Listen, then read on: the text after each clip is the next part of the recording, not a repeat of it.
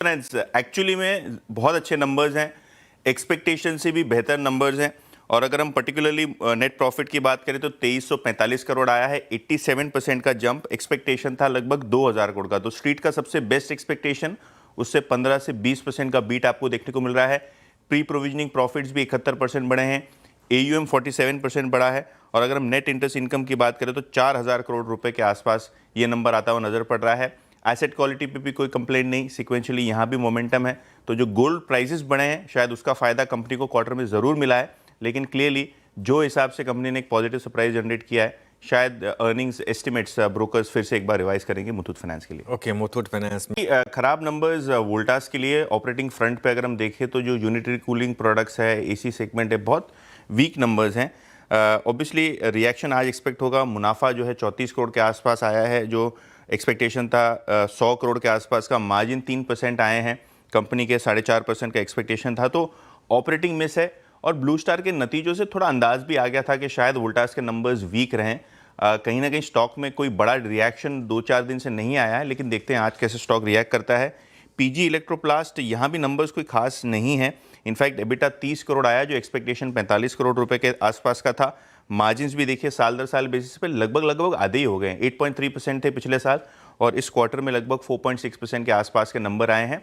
हालांकि LG comparatively आपको ठीक ठाक नंबर दिखाई पड़ेंगे, बिकॉज रेवेन्यू ग्रोथ बिल्कुल फ्लैट है LG के लिए। और अगर हम मार्जिन परफॉर्मेंस की बात करें या रेवेन्यूज़ की बात करें तो यहाँ एक्सपेक्टेशन से थोड़ा बेहतर प्रदर्शन है। हालांकि एक्सपेक्टेड था मानसून क्वार्टर है तो बिक्री घटी होगी, और शायद इसीलिए इसको थोड़ा बहुत बेनिफिट ऑफ डाउट मिले। नई लिस्टिंग है, देखते हैं स्टॉक कैसे रिएक्ट करता है। लेकिन यहाँ भी आपने देखा है कि एबिटा और मार्जिन पे थोड़ा बहुत दबाव है, क्योंकि बिक्री इतनी नहीं हुई मानसून क्वार्टर के हिसाब से। ओके, बिल्कुल। तो hero MotoCorp fully in line with expectations. अगर हम मुनाफे की बात करें तो 1400 करोड़ के करीब आया है। एबिटा 20% बढ़ के 1824 करोड़ के आसपास आया है। 1800 करोड़ के आसपास का ही अनुमान था। और अगर हम मुनाफे की बात करें तो यहाँ 1400 करोड़ का नंबर है, जो पिछले साल 1200 करोड़ के आसपास का था। मंथली नंबर्स आ जाते हैं तो कोई ऐसा पॉजिटिव नेगेटिव सरप्राइज नहीं हीरो मोटोकॉर्प का। इनफैक्ट आज लगभग 10:30 बजे कंपनी का कॉन्फ्रेंस कॉल है, तो यहाँ शायद क्लैरिटी आएगी कि सेकेंड हाफ का डिमांड कैसे रहेगा। क्योंकि अगर हम पिछले 2 महीनों से देखें तो नंबर्स जो है मंथली काफ़ी अच्छे नहीं आ रहे हैं हीरो मोटोकॉर्प के। तो ये कॉन्फ्रेंस कॉल पर नज़र रहेगी रिजल्ट्स के अलावा। Obviously Tata Motors commercial vehicles पहला क्वार्टर है जहाँ डीमर्ज्ड एंटिटी के रिजल्ट्स आ रहे हैं। और कमर्शियल व्हीकल इकाई की बात करें तो ये सेपरेट लिस्टिंग भी हो चुकी है। नंबर्स की बात करते हैं तो यहाँ आपको एडजस्टमेंट वाला नंबर दिखाई पड़ेगा, क्योंकि एबिटा और मार्जिन बिल्कुल 0-0 दिखाई पड़ रहा है, लेकिन रेवेन्यू में अच्छी खासी ग्रोथ देखने को मिल रही है।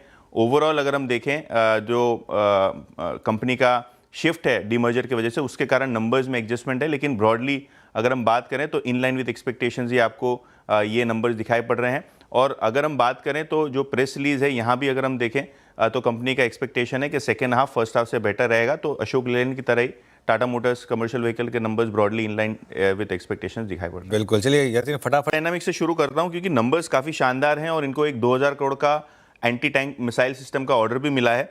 लेकिन मुनाफा देखिए 216 करोड़ रुपए आया है, जो दुगना है साल दर साल बेसिस पे। रेवेन्यू में अच्छा खासा बम्प अप है, 2x से ज़्यादा बढ़ा है। और मार्जिन्स भी आपको स्टेबल दिखाई पड़ रहे हैं 16.4% के आसपास। पिछले क्वार्टर में मार्जिन 15% के नीचे थे, तो यहाँ आपको सिक्वेंशियल मार्जिन इंप्रूवमेंट देखने को मिल रहा है। तो देखते हैं स्टॉक कैसे रिएक्ट करता है। अगर हम जुबिलेंट फूडवर्क्स की बात करें तो यहाँ भी आपको अच्छा खासा प्रॉफिट बम्प अप मिला है। 186 करोड़ का प्रॉफिट है, रेवेन्यू 20% बढ़ा है, और मार्जिन्स 20.4% के आसपास स्थिर आपको आते हुए नजर पड़ रहे हैं। और आखिर में GMR एयरपोर्ट्स, यहाँ 37 करोड़ का लॉस है, लेकिन नंबर हम लोग एबिटा का देखेंगे जो 1500 करोड़ के आसपास का आया है, जो 950 करोड़ के आसपास था लास्ट ईयर। तो 50% से ज़्यादा का एबिटा जंप है, और मार्जिन्स में भी लगभग 2 से 2.5 परसेंटेज पॉइंट्स का इंप्रूवमेंट देखने को मिल रहा है साल दर साल बेसिस पे। ऑल राइट, चलिए